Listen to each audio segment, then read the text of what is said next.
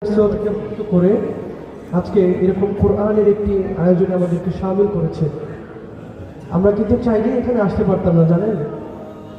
আল্লাহ পাক রব্বুল আলামিন যাকে এখানে আসার জন্য কবুল করেছেন তিনি আসতে পেরেছেন, তাই না? কত মানুষ রয়েছে দাঁড়ায় আছে, কিন্তু তাদেরকে বসার তৌফিক আল্লাহ পাক দেয় নাই, এই জন্য তারা দাঁড়ায় আছে। আল্লাহ পাক রব্বুল আলামিন জান্নাতে হাফলাত করবেন, সেখানে হযরত দাউদ আলাইহিস সালাম তেলাওয়াত করবেন, মুহাম্মদ সাল্লাল্লাহু আলাইহি ওয়াসাল্লাম তেলাওয়াত করবেন, কারি সাহেবরা তেলাওয়াত করবেন, মহান রব্বুল আলামিন এক সময় গিয়ে তিনি তেলাওয়াত করবেন আর রহমান আল্লামাল কোরআন, জান্নাতীরা বেহুশ হয়ে পড়ে থাকবে। ঠিক এইরকমই হাফলা হবে। এই যে হাফলা দেখতে পাচ্ছেন, এই যে কোরআনের মজমা দেখতে পাচ্ছেন, এরকম জান্নাতের একটি বাগান হবে। সেই বাগানে আল্লাহ পাক রব্বুল আলামিন নিজে তেলাওয়াত করবেন এবং তার বান্দাদেরকে কি করবেন? কালামের তেলাওয়াত শোনাবেন।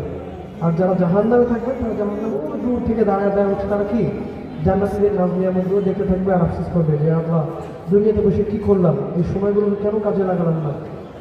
তো আসুন আমরা এই সময়টাকে কাজে লাগাই।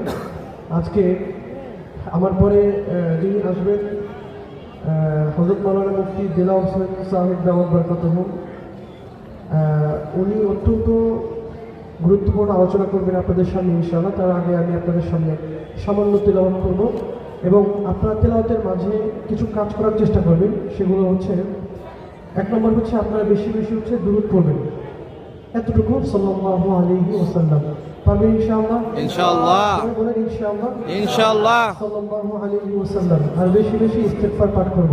কেন ইস্তিগফার পাঠ করব? এই কোরআন তেলাওয়াত একদিকে যখন আমরা শুনব তখন আমাদের সওয়াব হবে, আর একদিকে যখন ইস্তিগফার পাঠ করব তখন আমাদের গুনাহ মাফ হয়ে থাকবে। তাহলে আমরা এই দুটো নিয়ম চাচ্ছি কিনা? করবে ইনশাআল্লাহ। তাহলে আসেন আমরা আগে দুই দিয়ে ইব্রাহিম পড়ি। তেলাওয়াতের মধ্যে আমরা আস্তাগফিরুল্লাহ আস্তাগফিরুল্লাহ আস্তাগফিরুল্লাহ সাল্লাল্লাহু আলাইহি ওয়াসাল্লাম সাল্লাল্লাহু আলাইহি ওয়াসাল্লাম, এই জিকিরগুলো আমরা করব ইনশাআল্লাহ সকলে।